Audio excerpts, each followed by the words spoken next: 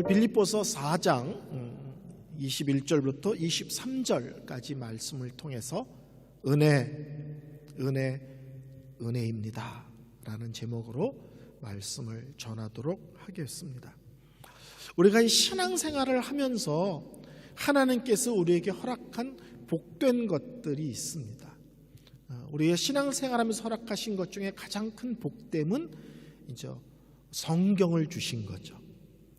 또 하나는 우리로 하여금 기도하게 하시는 거죠. 또 함께 모여 예배하게 하는 것, 이것도 참 귀한 거거든요. 이제 그런 것 중에 하나가 실제로는 무엇이냐면 교회라는 공동체를 허락하신 것입니다. 하나님은 우리가 신앙생활을 혼자 하도록 부르시지 않으셨습니다. 또 하나님께서 우리에게 다양한 직분과 사역을 맡기셨는데 또 그것을 혼자 다 하도록 부르시지도 않았습니다. 그래서 오래전에 제가 그런 말씀 드린 적이 있죠. 교회는 효율, 능률을 따지는 데가 아니다. 10사람 할 수 있는 것을 한 사람이 하는 게 아니라 반대로 한 사람이 할 수 있는 일을 10사람이 나누어서 함께 하는 것이다. 중요한 것은 일을 잘하는 것도 중요하지만 교회는 일하는 것이기 이전에 함께 하는 것이고 함께 할 줄 아는 곳이어야 합니다. 그래서 신앙생활도 함께, 섬김, 사역, 직분도 하나님은 함께 하도록 우리를 부르셨습니다. 이제 오늘 빌립보서 마지막 부분이 오늘 내용이죠. 우리가 잘 아는 대로 사도 바울이 빌립보 성도들에게 편지를 쓰고 이제 맨 마지막으로 이제 마무리 끝인사를 하는 부분이 오늘 부분입니다. 오늘 이 부분에서 첫 번째 우리가 확인할 수 있는 내용은 뭐냐면 교회의 복됨과 영광스러움을 성도 여러분은 알고 계십니까? 하는 겁니다. 하나님께서 우리에게 교회라는 공동체를 주셨는데 이게 얼마나 복된 건지, 이게 얼마나 영광스러운 것인지를 성도님들 알고 계십니까? 오늘 21절 22절을 볼까요? 그리스도 예수 안에 있는 성도에게 각각 문안하라. 나와 함께 있는 형제들이 너희에게 문안하고 모든 성도들이 너희에게 문안하되 특히 가이사라의 집 사람들 중 몇이니라.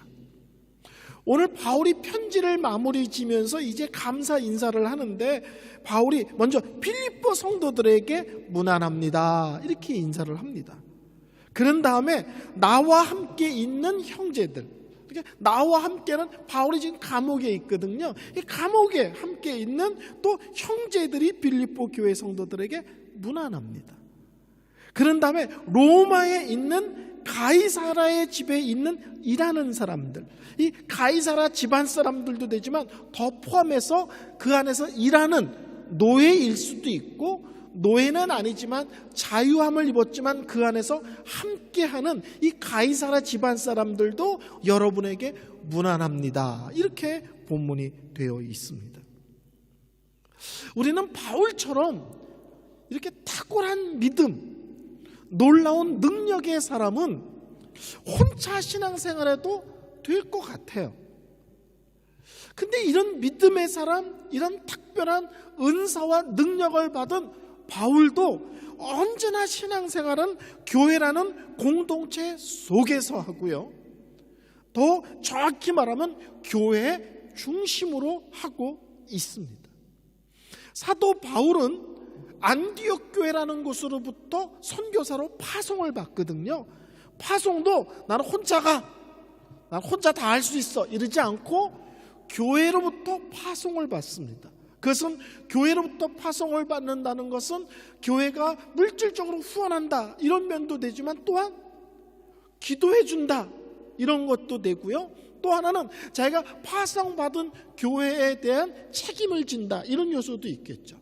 그래서 바울은 또 선교를 하고 돌아오면 꼭 안디옥 교회로 다시 들어와서 그동안의 선교를 보고합니다. 그리고 또 다시 2차 전도 여행할 때 또 이 교회로부터 출발해서 그러니까 바울은 신앙생활도 교회 안에서 교회와 함께, 그의 사역도 교회와 함께 교회를 통해서 하는 사람이라는 것을 알 수 있습니다. 우리는 교회 그러면 아주 작게는 내가 다니는 지금 이 지역교회, 내가 속한 교회를 교회라고 쉽게 이해를 합니다. 근데 좀 더 넓은 눈으로 보면 내가 다니는 이 베를린 선한 목자교회라는 지역교회만 교회가 아니고요, 이 지역에 베를린에 있는 모든 교회도 실제로는 하나님의 교회고 우리 교회입니다. 근데 좀 넓게 보면 이 시대에 전 세계에 퍼져 있는 모든 교회가 하나님의 교회입니다. 이단 빼고요, 우리랑 신앙의 고백이 다른 그런 것들은 빼고 우리와 동일한 신앙 고백이 있는 모든 이 시대의 모든 교회는 다 하나님의 교회고 우리 교회입니다. 근데 더 크게 보면요, 교회란 개념은 오고 오는 모든 시대에 예수 믿는 사람들과 그들이 속했던 모든 신앙의 공동체가 다 하나님의 교회입니다. 저 구약 시대로부터 오늘 지금 이 시대의 교회부터 앞으로의 시대에 있는 교회까지 하나님의 관점에서 보면 과거의 교회, 현재의 교회, 미래의 교회, 모든 교회가 하나님의 교회입니다.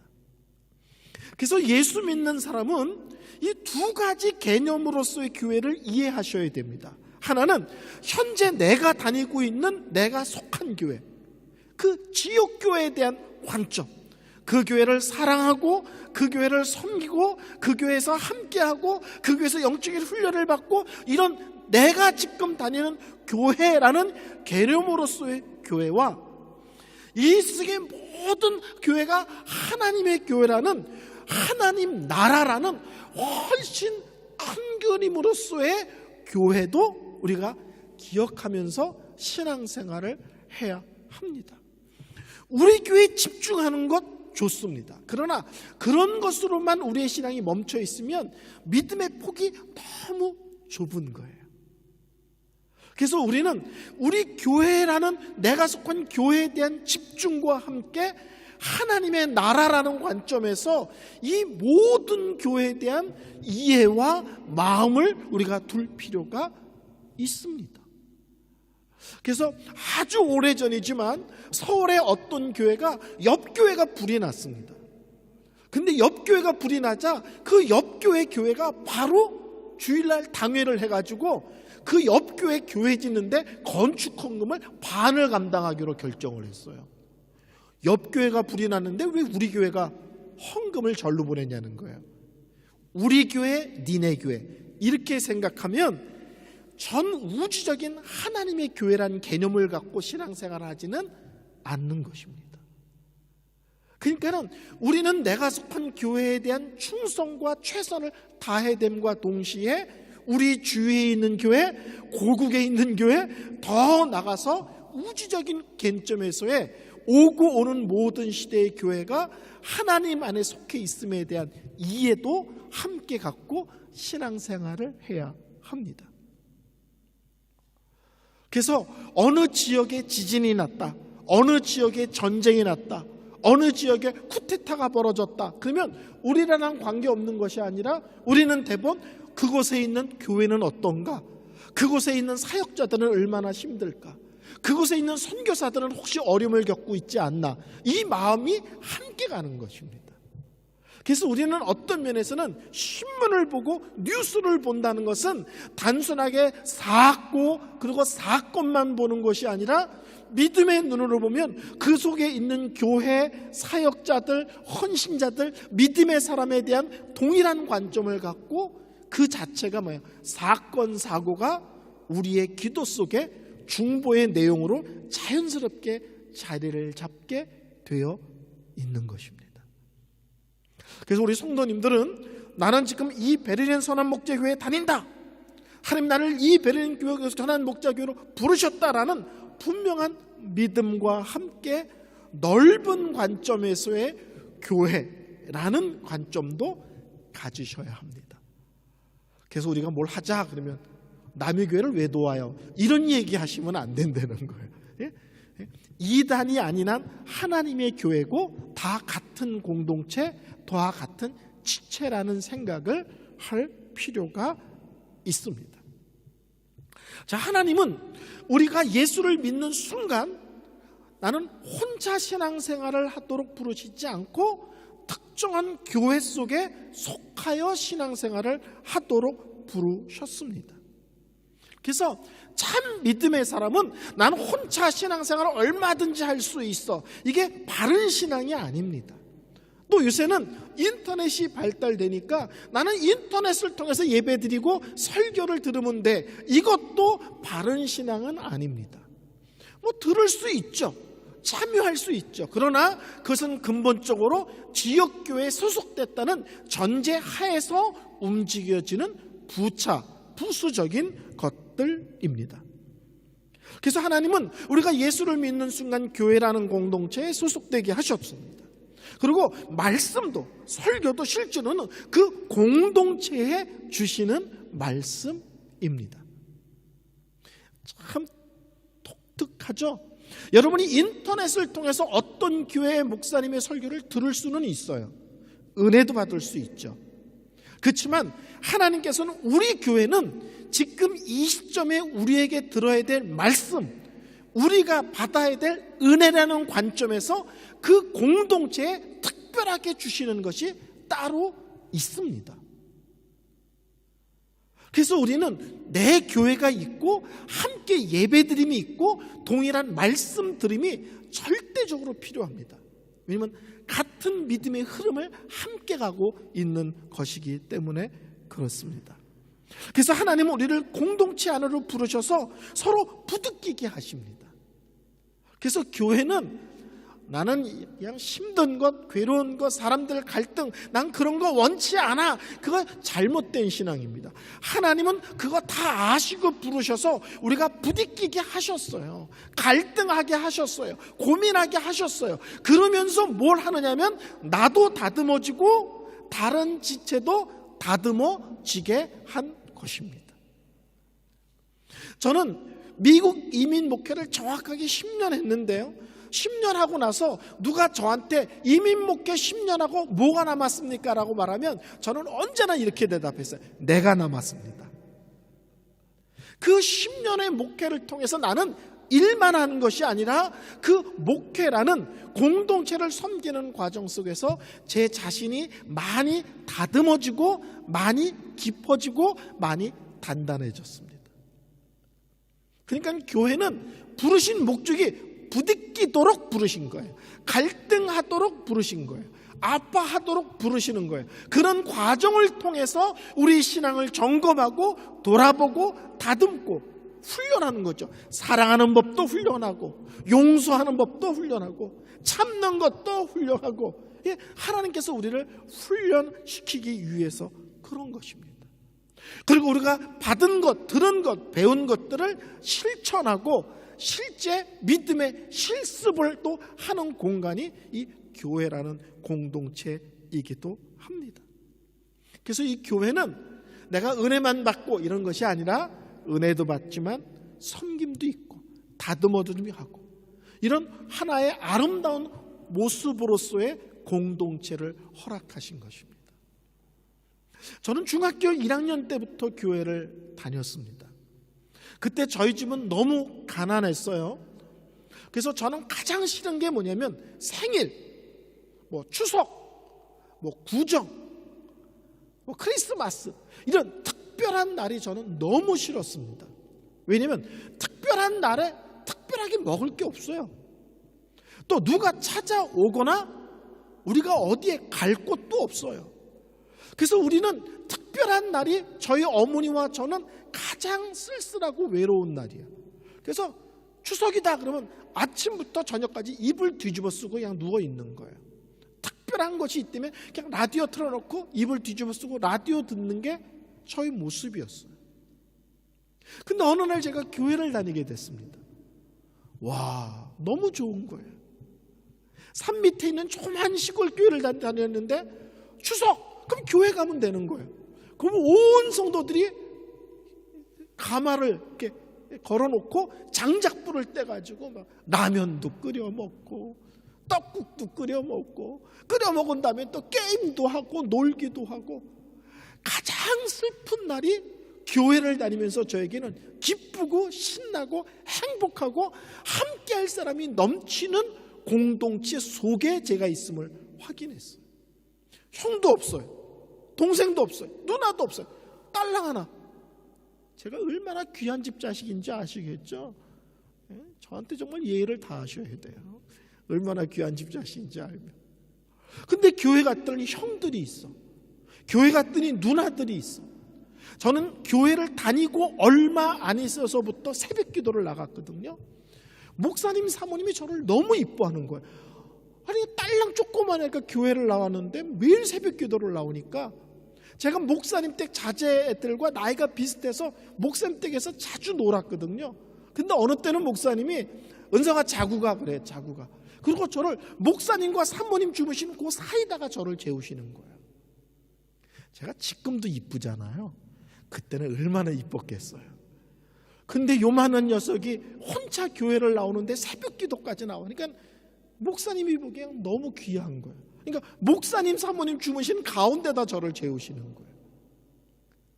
저는 예수를 믿었지만 하나님께서 작은 공동체 안에 속하게 하심으로 저를 지금 믿음의 사람을 공동체 안에서 만들어 주셨어요. 외롭고 쓸쓸하고 어둡고 상처투성이인 조그만 아이가 따뜻한 믿음의 공동체를 통하여 하나님 안에서 넉넉하고 부드럽고 밝고 경쾌한 사람으로 하나님께서 만들어내셨습니다. 저희 어머니는 교회를 다니지 않으셨습니다.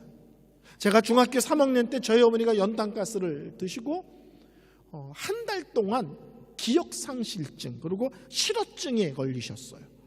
그래서 기적같이 가스로부터 눈은 뜨셨지만 말을 한마디도 못하시고 그냥 눈만 껌뻑이고 누워 계셨어요.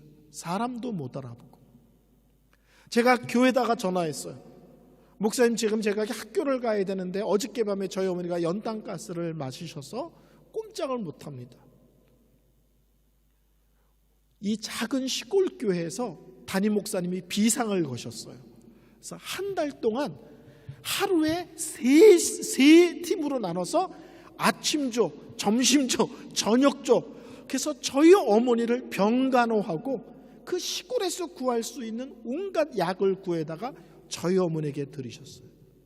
그리고 한 달 뒤에 저희 어머니께서 기적같이 말을 하기 시작하셨어요. 아 뜨거. 이게 첫 마디였어요. 옛날에 시골에 바닥이 너무 뜨거운 거예요. 첫 얘기가 한 달 만에 말하는 게 아 뜨거. 그러면서 저희 어머니가 기억이 돌아오고 언어가 회복되셨어요. 그러고 나서 하신 첫 번째 말씀이 이런 것이 교회면 나 이제부터 교회 나갈게 그러시는 거예요. 요만한 애 하나가 교회를 나갔는데 걔네 엄마가 아프다고 온 성도들이 아침, 점심, 저녁 하루에 3팀이 와가지고 병간호를 하고 청소를 하고 빨래를 하고 음식을 준비하고 그런 엄청난 사랑의 헌신을 보고는 저희 어머니께서 이런 게 교회고 이런 게 예수 믿는 사람의 삶이라면 나 예수 믿을 거야. 저희 어머니 친구분 중에서 무당이 7명이나 있었어요. 저희 집에 매일 굿하고 점치고 부적 붙이고 그런 데 있었는데요. 저희 어머니가 아플 때 무당 7명이 한 명도 안 왔었어요. 친구들인데. 교회는, 하나님은 우리를 교회라는 곳으로 부르셔서 우린 믿음, 은혜 이런 것뿐만 아니라 이 속에서 다듬어짐 그리고 믿음의 내용을 실천하고 구체적으로 훈련함이라는 그런 다양한 모습으로 우리를 부르셨습니다. 이 신앙생활 할 때 힘들 때도 있고요. 내 생각과 다를 수도 있습니다. 그러나 우리는 이 교회라는 공동체를 뛰쳐나가서 혼자 신앙생활을 할 거야. 이것은 하나님의 계획도 아니고 성경의 가르침도 아닙니다. 그래서 칼빈이라는 그 유명한 분은 이런 얘기를 했어요. 교회는 성도들에게는 어머니와 같은 존재다. 그래서 교회를 어머니로서의 교회 또는 어머니 교회 이렇게 불렀어요. 성도들에게 있어서 교회는 사랑과 보살핌과 훈련과 다듬어짐과 믿음의 실천과 이 모든 것들을 포괄하는 존재라는 사실입니다. 바울 참 믿음의 사람이죠. 근데 놀랍게도 이 참 믿음의 사람이 언제나 공동체 중심으로, 교회 중심으로 또 교회 속에서 언제나 살았다는 사실을 우리가 기억할 필요가 있습니다. 두 번째, 오늘 23절에 또 이렇게 말씀하죠. 주 예수 그리스도 은혜가 너희 심령에 있을지어다. 이 빌립보서는 어떻게 시작하냐면 은혜로 시작해서 은혜로 끝납니다. 1절 2절 볼까요? 1장 1절 2절 그리스도 예수의 종 바울과 디모데는 그리스도 예수 안에서 빌립보에 사는 모든 성도와 또 한 감독들과 집사들에게 편지하노니 하나님 우리 아버지와 주 예수 그리스도로부터 은혜와 평강이 있을지어다. 은혜와 평강이 있을지어다. 이렇게 처음에 빌립보 성도들에게 은혜와 평강이 있을지어다 라는 인사로 시작해서 마지막 4장 23절에 주 예수 그리스도의 은혜가 너희 심령에 있을지어다로 끝납니다.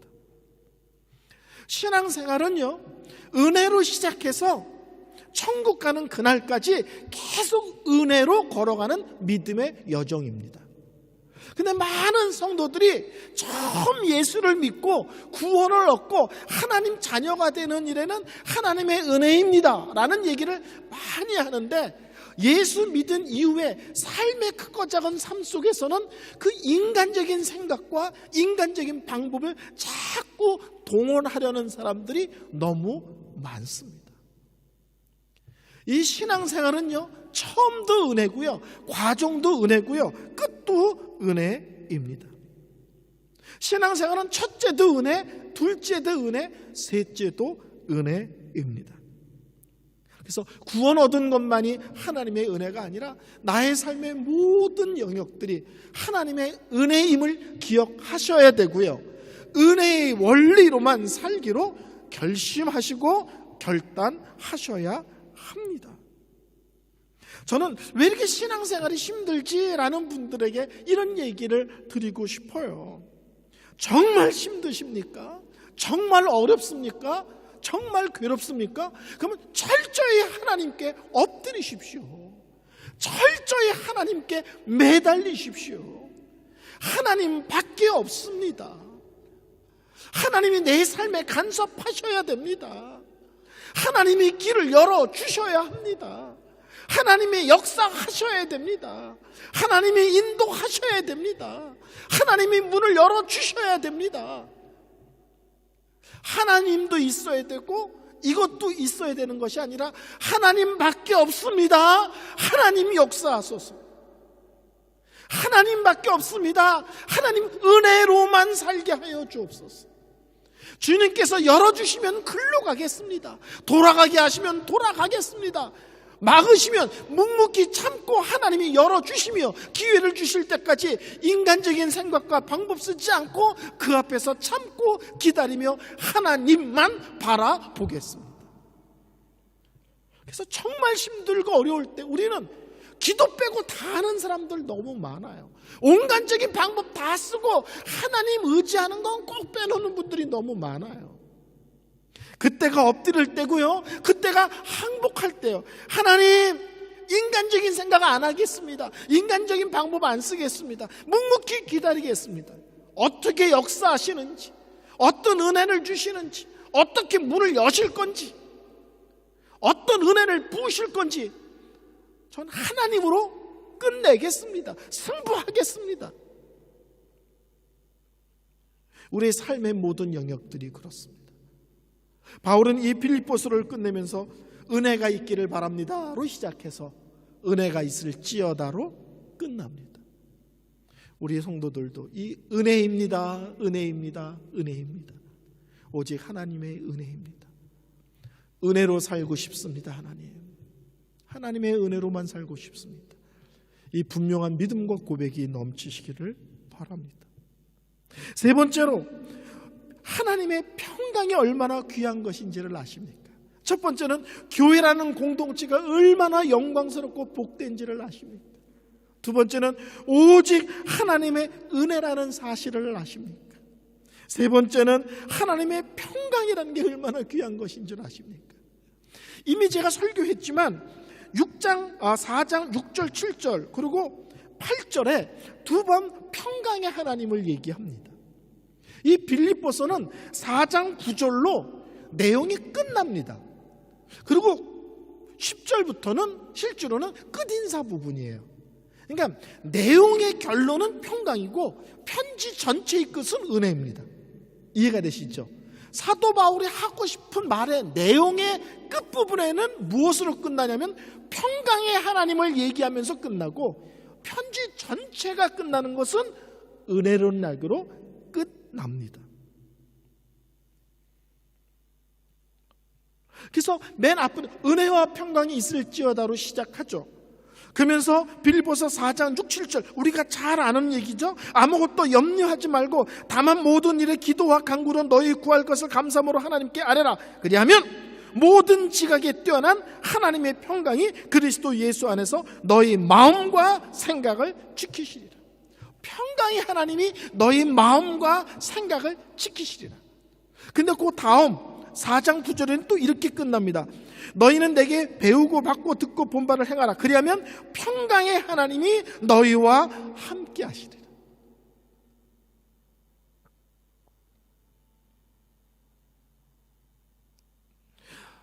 모든 것이 다 있어도 하나님이 평강을 주지 않으면 모든 사람들이 이렇게 말해요. 난 불행해. 여러분, 모든 것이 다 있어. 근데 정작 마음에 평안이 없어. 그러면 그 모든 것이 아무 의미 없습니다. 근데 사람은 참 희한해요. 없는 것 투생인데 하나님이 내 마음에 평안을 더하시면 갖고 있는 게 없는데 아쉬운 것도 없고 불만도 없고 원망도 없고 불평도 없고 징징거리는 것도 없는 거예요. 참 희한하죠? 저희 집사람이 결혼하고 나서 대학 동창들을 만나러 갔어요. 가난한 신학생하고 결혼했다니까 동창들이 뭘 사주고 싶어서 뭐가 필요하니? 너희 집에 뭐가 없니? 막 이랬다는 거예요. 근데 저희 집사람이 아무것도 필요한 거 없어. 다 있어 그랬다는 거예요. 그리고 집에 와서 봤더니 아무것도 없더라는 거예요. 그래서 너무 놀랬다는 거예요. 친구들이 사주는데 필요한 거 뭐 있어? 사줄게. 그런데 아무것도 필요 없다고 생각했대요. 근데 집에 왔더니 아무것도 없더래. 무슨 말인지 아시죠? 아무것도 없는데 하나님이 주시는 평강이 있고 하나님이 주시는 기쁨이 있고 하나님이 주시는 감사가 있으니까 없는데 없는 게 내 인생에 문제가 되지 않고 있는 거예요. 안 믿는 사람들 관점에서 보면 다 없지. 근데 하나님께서 나에게 평안을 주시고 위로를 주시고 기쁨을 주시고 감사를 주시면 없는데 전혀 문제가 되지 않는 독특한 삶을 살게 되는 거예요. 그래서 빌립보서는 본론 쪽에서는 평강으로 끝나고 맨 마지막은 은혜로 끝나는 독특한 구조를 갖고 있습니다. 저는 이 빌립보서를 참 여러 번 설교했습니다. 근데 여러 번 설교하는데 이번처럼 제 마음에 평강의 하나님이라는 말씀이 그렇게 제 마음에 강하게 와 닿을 수가 없어요. 아, 그렇구나. 인생이라는 게 하나님이 내 마음에 참 평강 주지 않으시면 내가 무엇을 이루었던, 내가 무엇을 가졌던 나는 참 행복할 수 있는 사람이 아니구나. 정말 중요한 것은 평강의 하나님께서 나에게 평강을 주실 때, 평강의 하나님께서 평강으로 나와 함께 하시는 것만큼 또한 신앙생활에 큰 복은 없구나 하는 것을 깨달았습니다. 저는 이 빌립보 설교를 마무리하면서 우리 베를린 선한 목자 교회 성도들도 저랑 똑같이 이런 강한 기쁨과 확신이 있었으면 좋겠습니다. 하나님의 은혜밖에 없습니다. 두 번째, 평강의 하나님, 평강으로 언제나 함께하여 주옵소서. 설교를 결론 내리겠습니다. 저는 항상 설교를 신약 한 권이 다 끝나면 구약으로 갑니다. 구약이 끝나면 신약으로 옵니다.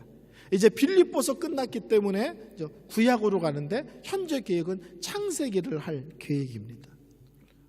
저는 항상 이렇게 했는데 베를린 선한목자교회 와서 조금 바꾸려고 그래요.